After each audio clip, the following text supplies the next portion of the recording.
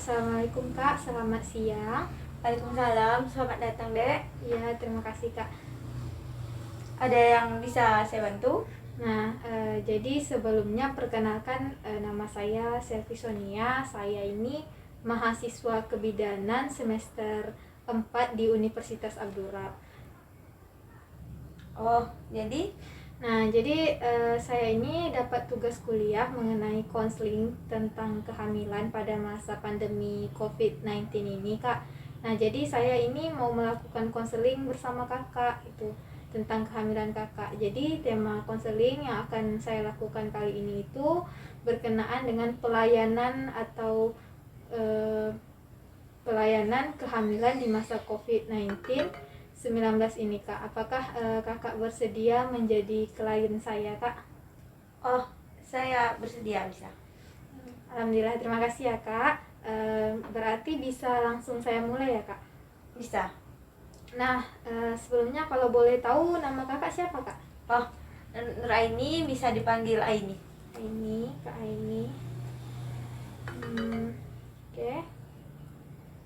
Ya, Kak Aini, kalau boleh tahu, Kakak ini lagi hamil. Kakak usianya berapa bulan ya, Kak? Baru masuk 8 bulan. Oh, lumayan ya. Jadi ini berarti masuk trimester ketiga. Nah, ini anak yang keberapa ya, Kak? Ini baru anak yang pertama. Oh, masih anak pertama ya, Kak. Boleh saya lihat, Kak, buku posyandu Kakak? Oh, bisa. Oke, terima kasih.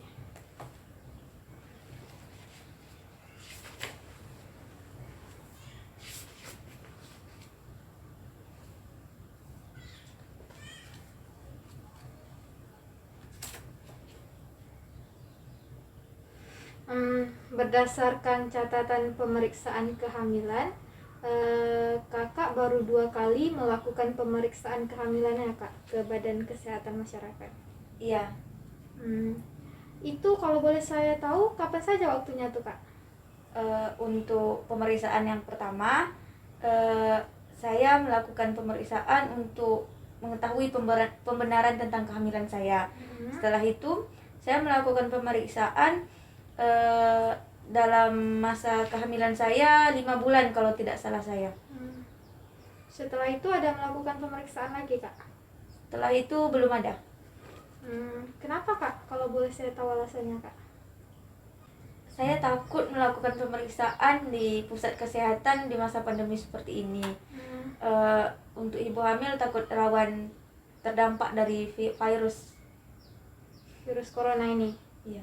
Ya, baik. Oh begitu, baik. Biar saya jelaskan sedikit ya, Kak, mengenai pencegahan COVID khusus di pelayanan kesehatan. Kan Kakak belum ada juga memeriksakan selama COVID ini kan, Kak, apalagi sedang marak ini. Nah, di pusat pelayanan kesehatan itu, Kak, ada beberapa pembaharuan tentang pelayanan kebidanan, khususnya ibu hamil, ibu bersalin, ibu nifas juga, Kak, di badan kesehatan. Nah, sebenarnya, Kak, kalau untuk pemeriksaan pelayanan kesehatan ibu hamil itu di badan pemeriksaan masyarakat atau kayak Puskesdes, Polindes, dan Pustu itu sebenarnya bersifat universal precaution atau yang seperti pada umumnya, misalnya mencuci tangan, memakai masker, cuci tangan itu selama 20 detik, atau mengganti dengan hand sanitizer, pemakaian alat pelindung diri, misalnya masker gitu, pakai face shield, dan sebagainya. Setelah itu bisa menjaga kondisi tubuh dengan rajin dan olahraga dan istirahat yang cukup. Menjaga kondisi tubuh ini supaya kalau demam panas sedikit bisa langsung dibawa ke posyandu gitu atau di pusat kesehatan masyarakat. Nah, selain itu kita juga menyeimbangkan dengan makanan dan gizi yang seimbang dan mempraktikkan etika batuk bersin. Kan sudah dipraktikkan kan kalau bersin ditutup mulut, kalau batuk itu ditutup menggunakan siku gitu. Nah, kalau untuk di badan kesehatan masyarakat itu, Kak, dari segi pelayanannya gitu, dari segi puskesdesnya, puskesmasnya itu tuh biasanya sudah difasilitasi kesehatan itu isolasi awal, misalnya prosedur pencegahan infeksi sesuai standar, terapi oksigen itu sudah disinfektan juga, posyandunya, polindesnya, puskesmasnya juga. Nah, bagaimana, tentu kakak nanya kan, selama COVID ini kakak kan belum pernah memeriksakan kehamilan juga kan. Nah jadi untuk sekarang ini, untuk pemeriksaan kehamilan itu kan biasanya kalau kita datang itu kan orang-orang kan masih ramai itu antri. Nah jadi kakak bisa buat janji dulu sama si bidannya gitu. Jadi buat janji melalui WhatsApp atau telepon. Jadi kakak buat sekiranya jam berapa. Jadi kalau kira-kira sudah tepat waktu, kakak bisa pergi. Jadi tidak perlu menunggu lama di situ, dan meminimalisir juga kita untuk berkumpul di situ dan bisa menjaga jarak. Nah jadi secara tidak langsung penularannya juga berkurang. Nah jangan lupa tetap pakai masker, cuci tangan, dan menjaga jarak. Nah selain itu ibu hamil seperti kakak bisa juga mempelajari buku KIA ini dan terapkan pada kehidupan sehari-hari. Nah di sini kan ada nih persiapan persalinan, makanan yang bergizi, sini sudah dijelaskan semua. Jadi kakak tinggal baca-baca aja buku ini. Nanti mana yang tidak paham, kakak bisa WhatsApp si bidannya, nanya ini maksudnya bagaimana. Jadi kakak juga nggak perlu pergi setiap hari ke sana gitu. Nah selanjutnya kakak juga bisa memastikan gerakan janin kakak, apakah ada dia bergerak, menendang-nendang, kan sudah terasa itu kan kak, apalagi usianya sudah 8 bulan. Nah minimal itu 10 gerakan per jam gitu. Nah ibu hamil juga diharapkan untuk mengkonsumsi makanan bergizi seimbang, menjaga kebersihan diri, dan tetap mempraktikkan aktivitas fisik berupa senam ibu hamil, yoga, dan nanti kakak akan dapat tablet tambah darah sebanyak 90 tablet. Kemarin kan sudah kan kak. Nah jadi itu diminum tetap gitu. Jadi begitu kak prosedurnya di pelayanan kesehatan. Jadi kakak nggak perlu risau lagi gitu. Tapi bagaimana pelayanannya di bidang kesehatan? Kan ada beberapa ibu hamil yang diberitakan terjangkit COVID. Jadi bagaimana itu Bu? Dan secara saya kan juga merisaukan jika sewaktu-waktu hal itu terjadi pada saya. Nah kalau untuk bagi petugas kesehatan itu juga ada beberapa rekomendasi utama untuk menangani pasien yang COVID. Misalnya kan tenaga kesehatan tetap melakukan pencegahan penularannya. Misalnya jaga jarak minimal 1 meter jika diperlukan tindakan gitu. Misalnya ada pasien COVID nih, jadi si bidannya juga terjaga gitu. Jadi 1 meter minimal jika memberi pelayanan. Nah kalaupun perlu sedekat mungkin, misalnya memeriksakan perut ibu, nah jadi dia pakai APD gitu, alat pelindung diri. Nah kalau untuk pasien yang dengan COVID, misalnya pernah COVID, jadi dia melakukan pemeriksaan, misalnya dia udah selesai nih, udah sembuh dari COVID, dia mau memeriksakan kehamilannya.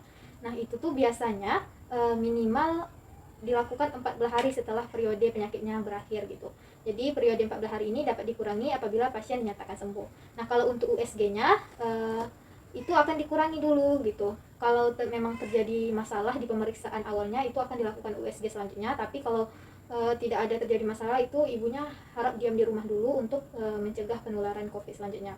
Nah jika ibu hamil datang di rumah sakit dengan gejala memburuk atau diduga dikonfirmasi terinfeksi COVID-19 itu, nah jadi ada beberapa tim nanti dibentuk untuk menangani gejala itu. Misalnya dokter spesialis infeksi jika tersedia, dokter kandungan, bidan yang bertugas, dokter anestesi. Jadi dilengkapi semua untuk melayani pasien yang dengan COVID tadi, misalnya ibu hamil itu.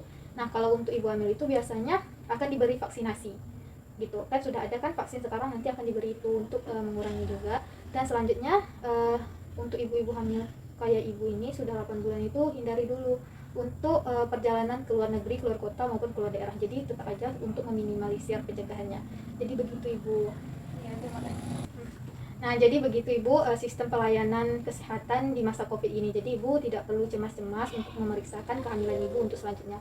Nah jadi ibu besok ini kan sudah masuk kehamilan 8 bulan. Jadi sebenarnya pemeriksaan itu minimal 6 kali kunjungan. Jadi karena ibu sudah terlambat 2 kali kemarin di trimester 1, trimester 2 juga. Seharusnya trimester 2 itu ada 2 kali gitu. Nah jadi ibu diharapkan untuk memeriksakan kehamilan pada 8 bulan ini nanti di bidan daerah ibu aja. Udah itu nanti minta tindakan langsung ke bidannya, tanyakan lagi kapan harus kunjungannya bu, supaya bayi dan ibu juga dapat diperiksa apa saja yang mungkin gejala-gejala atau tindakan yang perlu dilakukan selanjutnya. Ya terima kasih. Ya sama-sama. Jadi saya merasa sedikit tenang. Ya alhamdulillah setidaknya konseling ini membuat perubahan pada ibu juga. Nah terima kasih ya bu sudah mau jadi klien saya dalam memberikan konseling kali ini. Ya terima kasih. Ya terima kasih bu, saya permisi ya bu. Assalamualaikum. Salam.